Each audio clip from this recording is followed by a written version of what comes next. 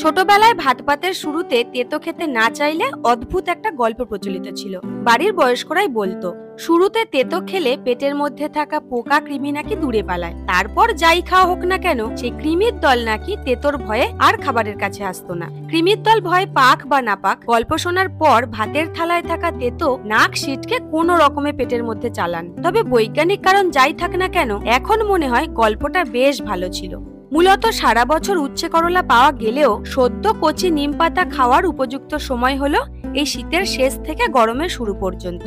নিম পাতা লাগেও কম, আর এর সাথে যোগ্য সঙ্গত করতে পারে শিম কিংবা বেগুন। আজ বেগুন দিয়েই হলো। পাতা কম আর বেগুন হবে বেশি। একটা বড় আকারের বেগুন পুরোটাই নিয়েছি, একটু ছোট ছোট টুকরো করে।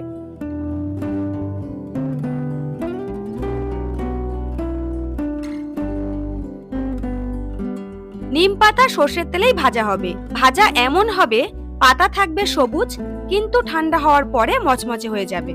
কম আছে মিনিট খানেক হলেই হবে। তারপর নিম পাতা তুলে নিয়ে ওই তেলেই সামান্য কালো জিরের ফোড়ন দিয়ে বেগুনগুলো দিয়ে দেব। কম আছে ৩-৪ মিনিট পর যখন বেগুন একটু নরম হয়ে যাবে তখন দিয়ে দেব নুন আর হলুদ গুঁড়ো।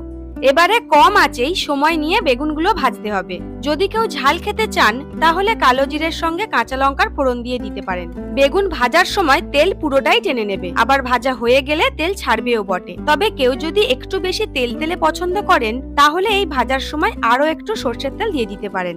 বেগুন পুরোপুরি ভাজা হয়ে গেলে ভাজা নিম পাতা দিয়ে বেগুনের সঙ্গে মিশিয়ে আর মিনিট খানেক মতন ভেজে তুলে নিতে হবে। যদি মনে হয় গোটা গোটা পাতা খেতে কেমন হবে, সেক্ষেত্রে ভাজা পাতা দেওয়ার আগে হাত দিয়ে গুঁড়ো করে নিলেও হবে। ছোটবেলায় তো জোর করে তেতো খাওয়ানো হতো, তাই বুঝিনি।